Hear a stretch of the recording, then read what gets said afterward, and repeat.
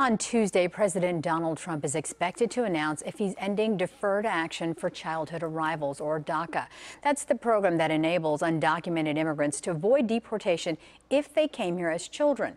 Today, supporters of the Dreamers marched through the streets of Chicago. CBS 2's Sandra Torres picks up the story live outside ICE headquarters. Sandra. Oh my, that march ended at ICE headquarters here a few minutes ago. I can tell you the reason that President Trump is making that announcement by Tuesday is because a group of Republican lawmakers sent a letter to Attorney General Jeff Sessions saying if the president did not halt the program by Tuesday, September 5th, they would challenge it in court. And that's why these protesters today were urging the president to not listen to those lawmakers today. An urgent plea from pro-immigrant activists in Chicago.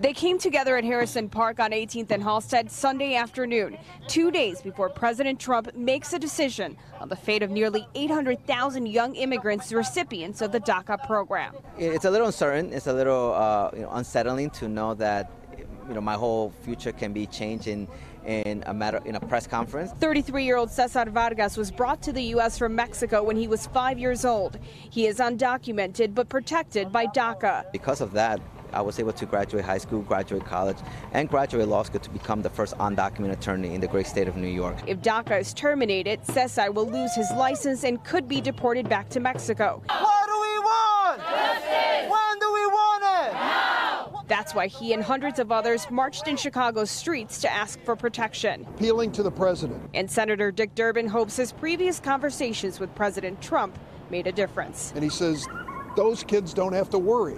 Well, he's repeated that over and over again as late as last week. Now it's coming to a point where we do have to worry. And Senator Durbin says that he is worried because of that group of Republican lawmakers who are threatening to challenge DACA in court. In the meantime, Republicans against DACA say that this program is an illegal amnesty that must end. Reporting live outside of ICE headquarters in Chicago, Sandra Torres, CBS 2 News, Jim and Mai. Thank you, Sandra.